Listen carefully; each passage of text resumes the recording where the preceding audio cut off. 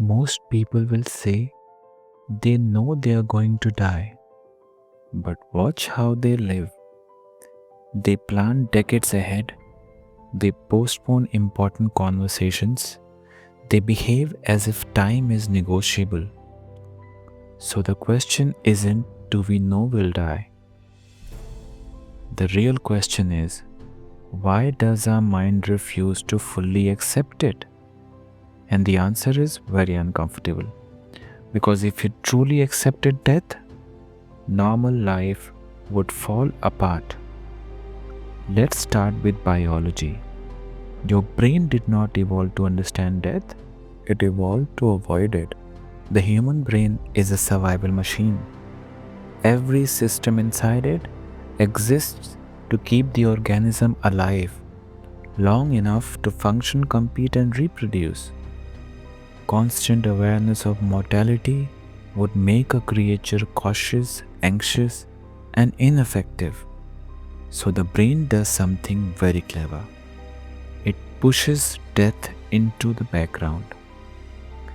That's why death feels abstract, something that happens to others later, somewhere else. You can understand death intellectually, but your nervous system, it rejects the implication. Psychologists call this death anxiety suppression. You don't remove the fear, you completely bury it. There's another problem. The brain cannot imagine non experience. Try it right now. Picture a time when you don't exist. You can't. The moment you imagine death, you're still there imagining it. So instead of accepting non existence, the mind quietly edits the story.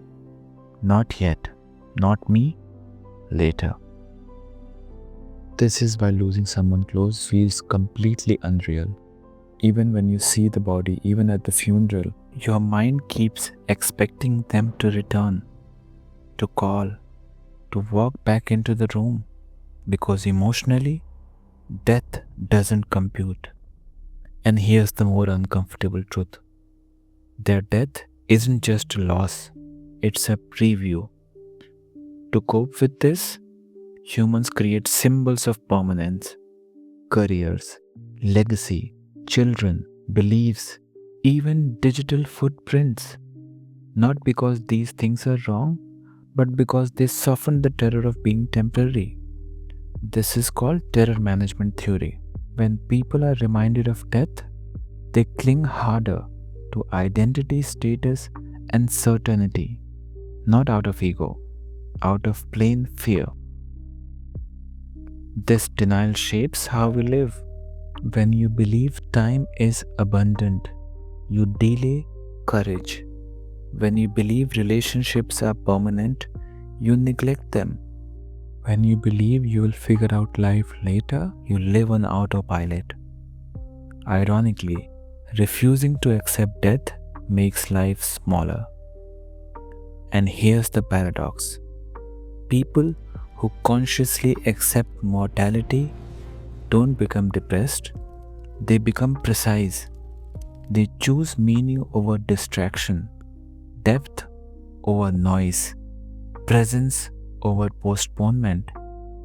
Acceptance doesn't destroy motivation, it strips away what never mattered. Here's the part no one tells you: you will never feel ready to accept death. There won't be a moment where it suddenly makes sense. Your brain will keep doing its job, making tomorrow feel normal, making the future feel open, making life feels like it continues forever. That illusion won't break on its own. One day you'll wake up, plan your day, worry about small things, and nothing will feel different at all. But later, someone else will be standing where you stood, sorting through what you left behind, wondering how time moved so fast. And the unsettling part isn't that life ends, it's that while you're inside it, it always feels like it won't.